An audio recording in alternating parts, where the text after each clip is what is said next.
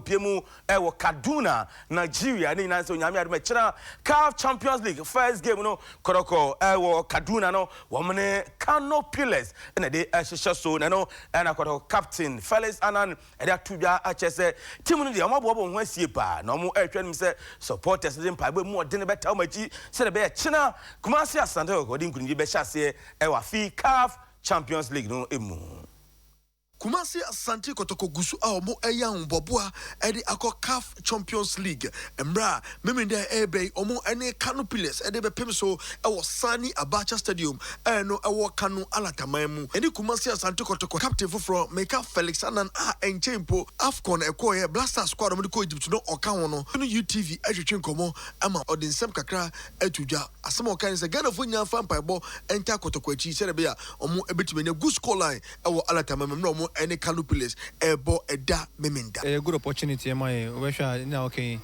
Champions League near the biggest stage of African football for club competitions. Inti, akonye bibre say it menya kwanya yeko participate. Inti, a good motivation my players any club. Inti, yeah, it man make another history. Inti, we are looking forward to it. You can see, but it's a big privilege as well. Inti, but for me in India, I've always said I'm always going to give my 200% best for Asante Kotoko. Inti, I will be saying penny for only Asante Manina any place in it's me appointing me say me lead Ekono.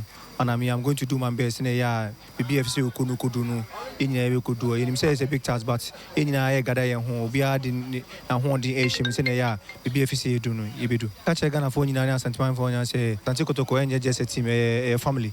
In the Katubia, so we are funny support and in Pipe on Taichi.